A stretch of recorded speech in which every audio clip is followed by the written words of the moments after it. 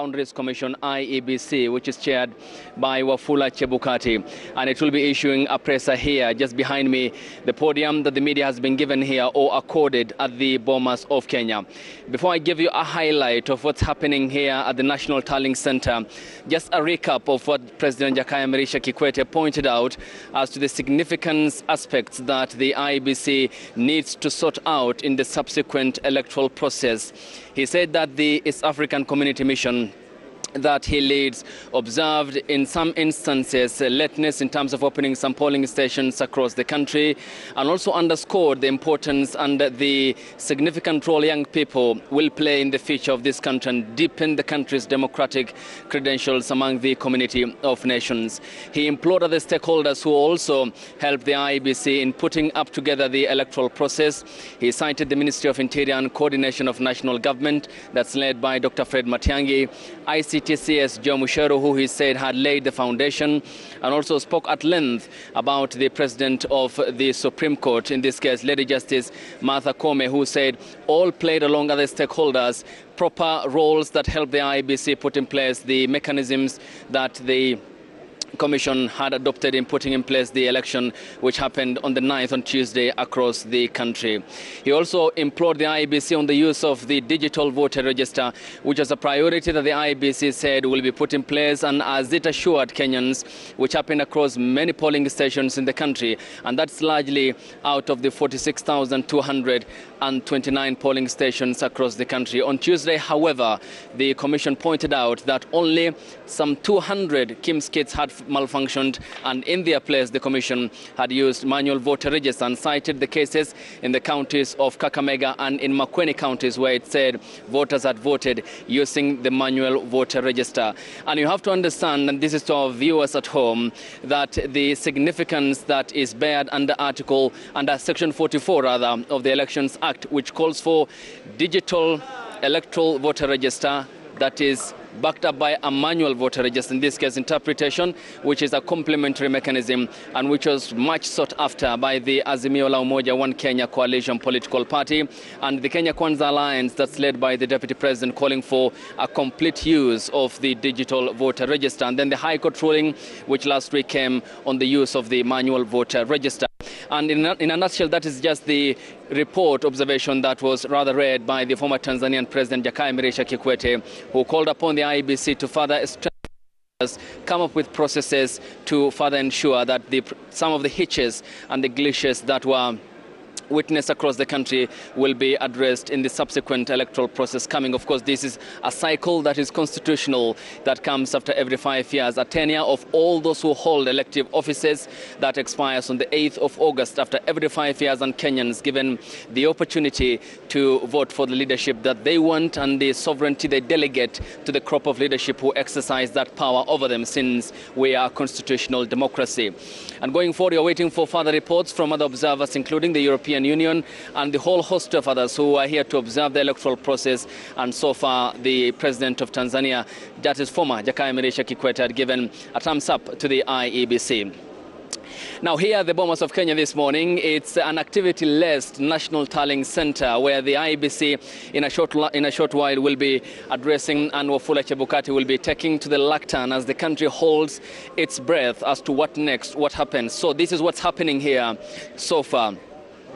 Out of the 46,000, this is just the giant screen on my left, out of the 46,229 polling stations, so far 46,142 have relayed their Form 34As online, which then means that some counties out of the 47 had relayed 100% of such across the polling centers. For example, you have Baringo County, which is now at 99.9%. Bomet County reported 100%. Bungoma County 100%. Busia County 100%. Diaspora 27 out of 27, 100%. Elgeyo Marakwet County 100%. And you have Embu 100%. You have Garissa County 99.46%. Homa Bay County 100%. Isiolo County 100%. Kajiado County 100%. Kakamega County reported 99.82. Out of the 1,682, 85, they have reported 1,682. Only 3 more polling centers, and it it will be a done deal. Then in general, the general percentage is then therefore 99.81%, and that's what's happening here at the Bomas of Kenya. So far, we have been able to witness the presence of the agents of the presidential candidates, and here I managed to spot the chief agent of the Azimio la Umoja One Kenya coalition political party presidential flag bearer, Seitabao Ole Kanchori, who is deputized by the Nyeri County Deputy Governor Dr. Caroline Karugu, is also here with him, and also Odinga's lawyer Paul Mwangi and other stakeholders of the Azimio camp, including business camp politician from the county of Mombasa, Suleiman Shahbal. We also have on the other end the Kenya Kwanza faction of the political divide and the United Democratic Alliance, to be specific, where we have witnessed the presence of the Secretary General of the party, Veronica Maina, who is also deputized by Turkana County Governor Joseph Fatandok. The chief agent for Ruto, however, is Professor Kindiki Kithure, the senator, who I haven't managed to spot here. But other stakeholders of political parties are present here. The IEBC at the center circle just beneath me on the podium where I am stepping on has managed to put up in place the tables where the forms will be verified, as yesterday issued in the press by Wafula Chebukati, the chairperson of the commission. What then happens in a nutshell in a given table is that the 4 presidential candidates' agents will be seated, then the returning officer comes with the physical form 34A, and then you have the IEBC staff on its opposite end on the table.